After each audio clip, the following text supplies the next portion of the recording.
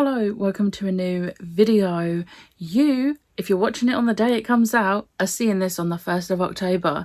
So it felt fitting to wear something Halloweeny because also this is a new jumper and it is so incredibly soft. I'm obsessed with it.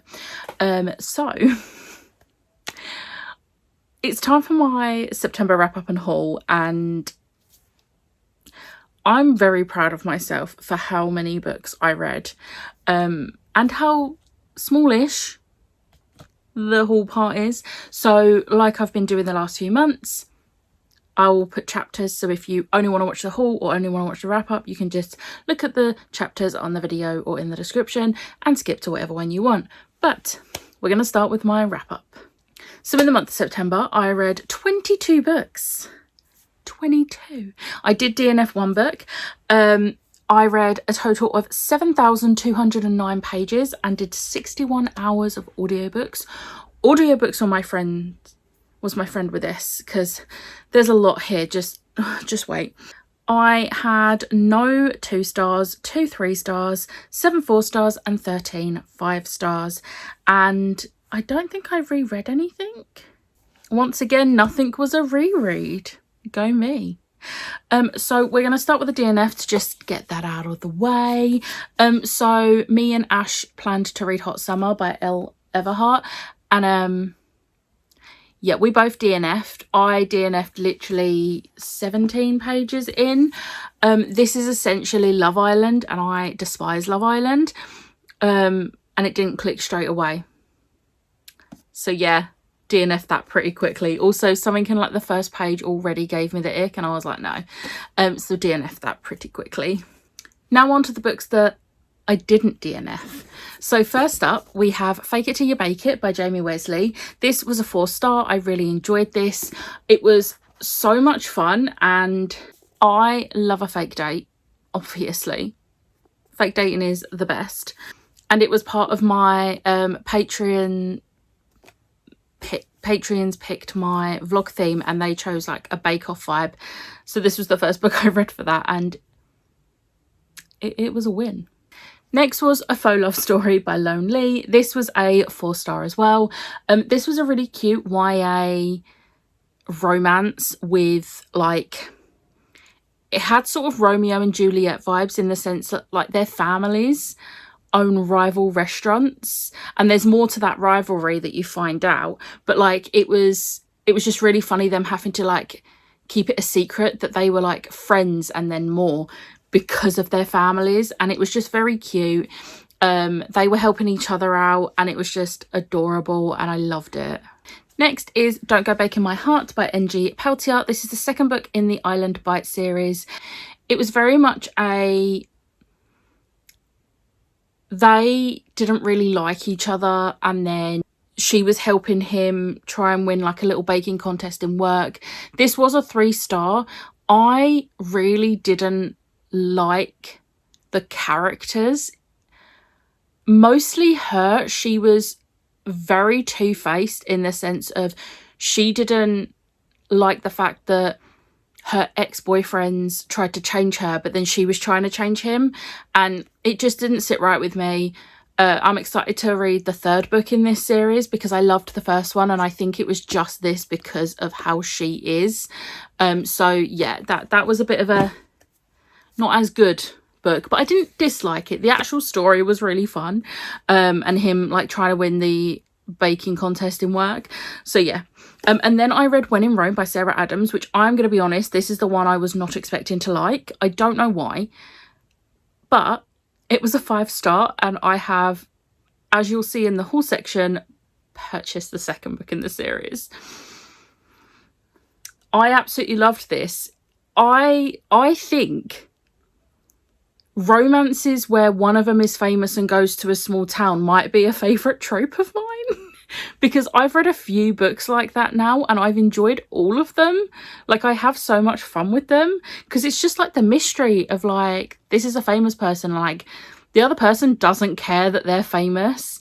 They're just like, it was quite Grumpy Sunshine in the fact that like he was annoyed that she had just like burst into his life and was ruining his like his routine, And it was so cute. I really enjoyed it, and I'm so happy that this was a 5-star because I was not expecting that. Next was Do Not Fall in Love by Jackie Lau.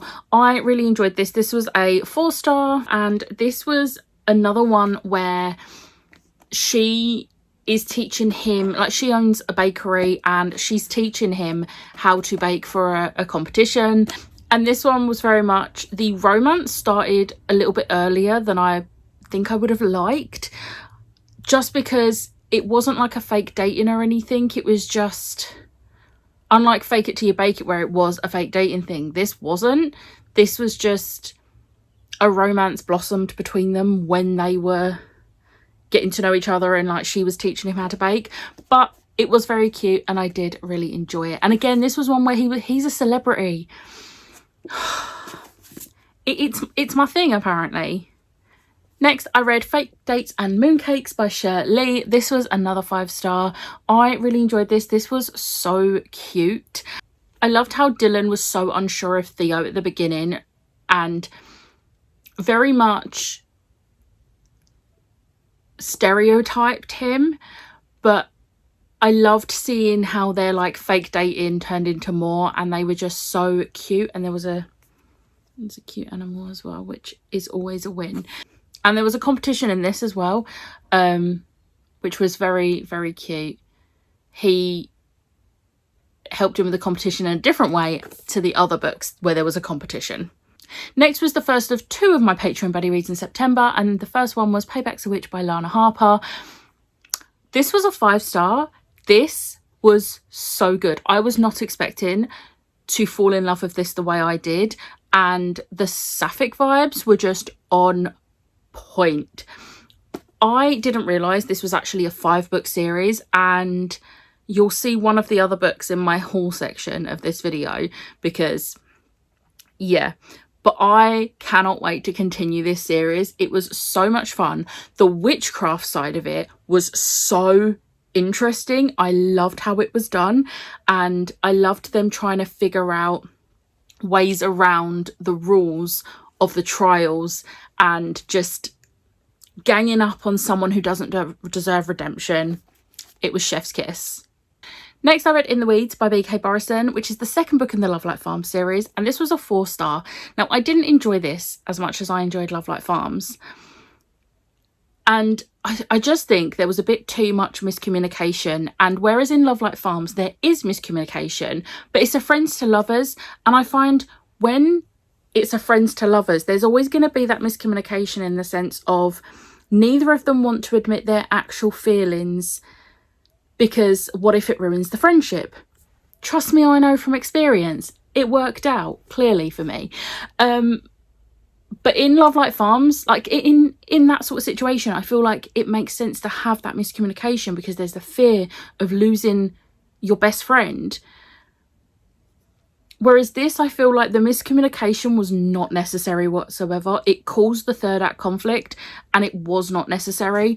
And that's the only reason it got a 4-star and not a 5, because I really enjoyed it apart from that. Next, I read Honour Among Thieves by Rachel Kane and Anne Aguirre. I don't know if that's how you pronounce Anne Aguirre's surname. I can't find a pronunciation for it though. But this was a 4-star. I really enjoyed this. I will say I didn't enjoy it as much as I was expecting. I think I just hold Rachel Kane's work to such a high standard.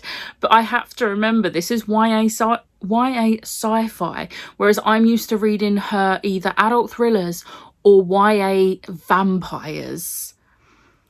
And this was a very different book, and you can tell it's not just a Rachel Kane book.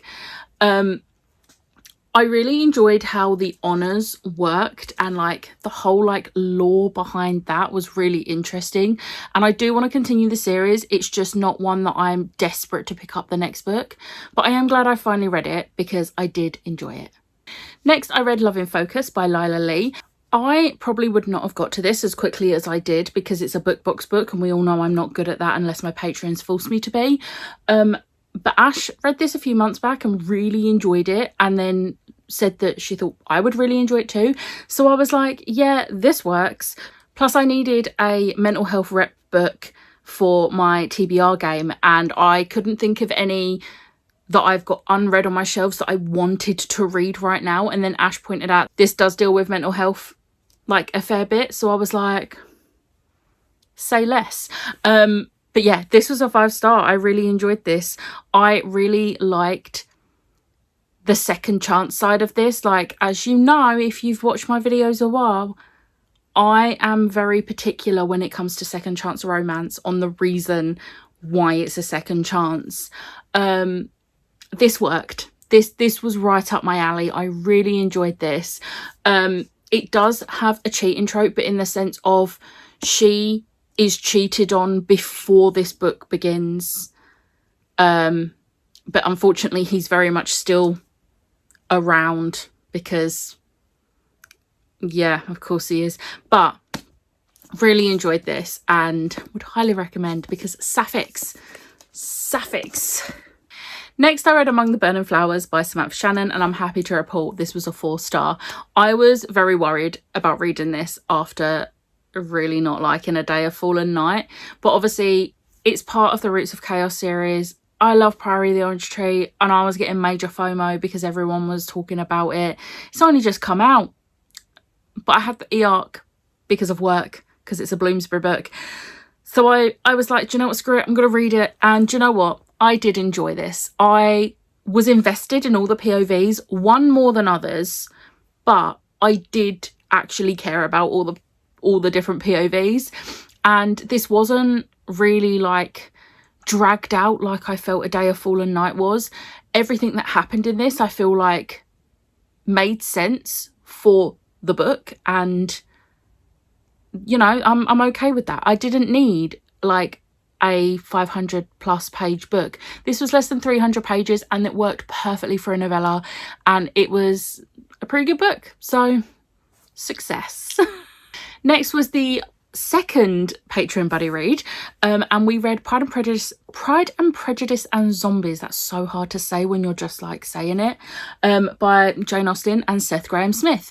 This was a 5-star. This was ridiculous in the best way. Like, I really enjoy how Seth Grahame-Smith has integrated zombies into the Pride and Prejudice world. I thought it worked really well. I really liked how he's obviously had to change the characters, but he's kept their characteristics. So like Lydia is still the most annoying girl on earth. Lizzie is still sassy. It just worked so well, and I really loved how like Lizzie and Darcy meet and then things bloom between them whilst also fighting zombies. It was great, and it was a fun time. Next, I read Cardcaptors Volume 6. Volume 6. This was a 4-star. I, once again, have been really enjoying reading these. I'm taking it very slow because I don't want it to be over, but it's so much fun. And this one, the storyline has like shifted slightly, and I don't actually remember that happening in the show, so I think I'm gonna have to rewatch the show once I finish reading these, because you know. But yeah, really enjoying these, and the artwork is just so great. Like, look at the artwork. My cloud card just fell out. I'm gonna have to remember to pick that up and put it back in, because with these collector's editions you get like a little cloud card, which is very cute. Next, since as me and Ash had to DNF Hot Summer, we still wanted to do a sapphic buddy read, so we picked up Never Ever Getting Back Together by Sophie Gonzalez, and this was a 5-star. When I tell you, this was nearly my favourite book of the month. It was so close to being my favourite book of the month. It's not this book's fault that it isn't. It's just the fault of another book. Anyway, I really enjoyed this. I was a bit unsure considering we had just DNF'd Hot Summer, which is about a reality TV show. However, that's very much Love Island, and this is very much her wanting to get revenge on her ex who cheated on her and then falling for one of his other exes. Yes, please. This was great. I loved it. And it was sapphic, which, yes. Next up, I read They Own the Night by Amy McCourt. This is also going to be on my haul section of this video because this came out in September. Look at me reading a book in release month. Who am I? who am I? This was a 5-star. I had so much fun reading this. I was on the edge of my seat. There is like so many like 80s references. It's great. And yeah, it's like murder mystery whilst also vampires. And I really liked the multimedia aspect of this because there was like transcripts and interviews, and it was just so well put together. Like, I really enjoyed the story and the going back and forth between the now and then as well, so that you didn't have any clue what had actually happened. Like, it was so good. I really enjoyed this. Next, I read Before and After by Jimmy Carr. I have read a non-fiction in 2025. Go me. This was a 5-star. I really enjoyed this. I probably would have given it a 5-star no matter what because it's an autobiography. But I actually really enjoyed how this is technically a self-help book, but not in the way you would imagine a self-help book to be. And I really enjoyed how he gave his own experiences, and that's how he told his life story so far. It was really well done, and obviously it's Jimmy Carr, he's a comedian, so he had a lot of like making digs at himself and just like making jokes out of things, and I think it just worked really well. I really enjoyed this. Next was my buddy read with Liz and Kelly for Calamity by Brandon Sanderson. This was the final book in the Reckoners series, and this was a 5-star like the other books. This was so good. I genuinely had no idea how this series was going to wrap up because so much has happened, and I was just so scared for all of my favourite characters, and I just think it worked really well. The ending might have been a little bit rushed, but like not enough to affect enjoyment. So I'm really glad that I finally read this book, or this series, and another Brandon Sanderson series done. Next, I read Sanctuary by Lamar Giles. This is a Bad Batch book that's set between, I can't remember exactly what episodes, but it's set between 2 of the episodes in season 2, and there's obviously 3 seasons of Bad Batch. This was a 5-star. I absolutely am obsessed with this.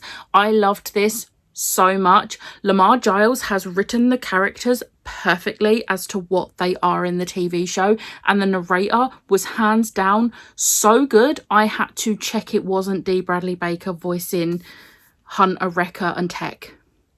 That is how much I enjoyed the audiobook. I had the best time with this. Like, did it break me a little bit because of things that happen in the show after the events of this book? Absolutely. But do you know what? I still had a fun time. It was so good. I can't really say much about it. It's just an adventure that Hunter, Wrecker, Tech and Omega go on with Fee. That's all I can say. They're trying to earn money to rebuild a place. Again, don't want to say too much and spoil the TV show, but I really, really enjoyed this, and I would definitely read more books in the Bad Batch like in Bad Batch world. I would like a book that's set basically after season 3, in between season 3 ending and the little epilogue of the final episode that takes place years and years later. I want a certain book for that, but I can't say what because spoilers, so yeah. Next up, I read the Whitestone Chronicles Ripley, which this is a 5-star. Are we shocked? No. The artwork in this is stunning. I don't know how much I can actually show you. I'll show near the front, but it's how Anna Ripley meets the Briarwoods. It's also got a bit of Percy's backstory in here as well, and it was just a fun time. And well, not so much a fun time, because if you know, you know. Heartbreak, pain. But yeah, I had so much fun with this, and I can give Ash her book back now. Next, I read Bravely by Maggie Stiefvater. This was a 5-star. I really enjoyed this, and I am just going to say, if you are not sure whether to read this because you either haven't watched Brave or you don't like Brave or whatever the reason, honestly, just read it, because I have watched Brave a total of 1 time, and it was like back when it had not long come out. I don't remember anything. Like, even reading this, I'm like, I don't remember the film, but I had so much fun with this. I feel like this stands on its own like so nicely, and it was just So good. I love Merida so much. And this was just, this was such a good story. Next, I read The Forevers by Chris Whitaker, and this was a 3-star. This will be unhauled. I wasn't a fan, I'm going to be honest. I said in my vlog, I feel like, so Chris Whitaker is like a crime or thriller author. I can't remember if he's crime or thriller, but it's like he has taken that expertise and tried to make it YA sci-fi. And there's just too much going on. And I just didn't care. Also, everyone in this town deserves to die in an asteroid hitting the Earth because they are just all terrible people. And by the sounds of like everything, they would have been terrible people even if an asteroid wasn't going to be hitting the Earth. So yeah, they were just, there was so much I just didn't want in this book. And then the final book I read in September was The Executioners 3 by Susan Dennard. I don't have my actual finished copy yet because I only just today got my Illumicrators prepping your order. So you should hopefully see that in my haul at the end of October. But this was a 5-star. This was just so good. The vibes in this, if you're looking for like a atmospheric, creepy book for October, then I've said it about the Luminaries series, but if you want a standalone, this is for you. It's set in the late 90s and it is just so good. I really enjoyed this. Not just that, there's a romance as well, which I really enjoyed seeing that play out. And her best friend is amazing. I love her best friend. And just everyone in this town. And like at first it threw me with how her mum acts, but then I had to remind myself it's literally set in the 90s. So yeah, but I really enjoyed this. It was a 5-star and I need more Susan Dennard books like this, please and thank you. Okay, so that was my wrap up. My favourite book of the month was Sanctuary. It was between this, Never Ever Getting Back Together, and the Executioners 3. But then this won it. Like, I'm not shocked in the slightest. So that was my wrap up. Now we move on to my haul. So I have a few BookBox books and then a few pre-orders and then a few books I've just treated myself to. So BookBox wise, the September Illumicrate is The Second Death of Locke by V.L. Bovolino. This is like, I mean the edges are quite plain, but the actual edition itself is stunning, like obsessed. But this sounds really good. I'm really intrigued by this one and I cannot wait to read it. And then the September Afterlight is When I Picture You by Sasha Lawrence. Again, look how cute. And I think this is another one, like I was saying in my wrap up, where one of them is famous. Okay, yes. Lola is Renee's childhood neighbour who became a major pop sensation. I'm here for that. So yeah. And then the only other BookBox one was a pre-order and it was my copy of Problematic Summer Romance by Ali Hazelwood. My only issue is I don't get why they did blue, because it makes it seem like they're at some like winter getaway, like snowy getaway, and they're not. They're in Italy in summer. The blue makes no sense and I hate it, but I needed a matching one for my collection, so I've just got to deal with it. Next we got the final part of the Shadowhunters Kickstarter, so if you don't want to see it, skip to like whatever I put here because I'm going to show you it. It is Better in Black and it's so pretty. I cannot wait to read this. This is like, I think 10 short stories. This is 10 short stories. Now this book is being published traditionally. It comes out in December the 4th, but it will not look like this. This is the Kickstarter edition. And because it was the final part of the Kickstarter, we also got our our slipcase, which I now need to put the other 3 books with Better in Black in there. Next for pre-orders, I only had 3 pre-orders. One of them, if you watch the wrap-up, you'll see I got They Own the Night by Amy McCaw, and I've already read this and it was a 5-star. Next is What Fury Brings by Tricia Levenseller. This, I believe, is her first adult, and I don't actually remember what this is about, but I'm here for Tricia Levenseller's romantasy because I have loved everything I've read from her so far. Then we have Thief of Night by Holly Black. This is the sequel to Book of Night. Now, I'm going to be completely honest. I did enjoy Book of Night, but I feel like I have too many editions of it for the fact I didn't love it so much like something like Love Hypothesis. So I actually do want to unhaul some of my editions because I think I've got 3 or 4 different editions. So I just got the standard hardback for Thief of Night because I do want to read it because I did enjoy Book of Night. And yeah, I don't know when I'll get to it. I don't think it's one I'm like rushing to pick up, but I did want to have at least a matching hardback. And once these go out of print, they're like impossible to get. So I pre-ordered. And then the only other books I've got are 4 books that I have just purchased for the sake of wanting them. So first up was Practice Makes Perfect by Sarah Adams. This is the sequel to When in Rome. It's the second of 4 books. The 4th book isn't out yet. And I saw it in TK Maxx for like £4. So I was like, I'm getting that because I loved When in Rome and I want to continue the series. Also in TK Maxx, this was £6.50 and I've realised it's because there's a bit of pen on the cover, which is not ideal.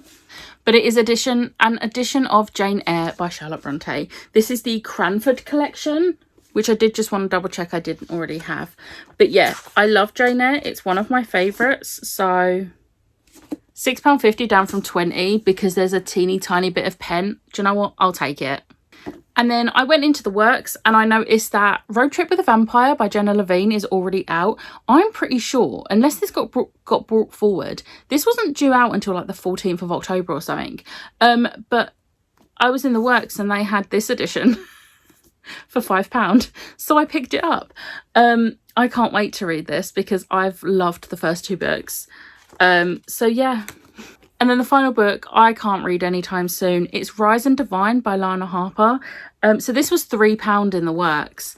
And this is book 5. I've only got and read book 1. But for £3, and I have... At least I've read book 1 and I 5-starred it. I know I want to continue the series. So I just need to get books 2, 3 and 4 now. But for £3, I wasn't leaving this behind. So yeah. So that is my wrap up and haul for the month of September. I hope you have enjoyed. If you did, hit the like button, hit the subscribe button, and I'll see you next time. Bye.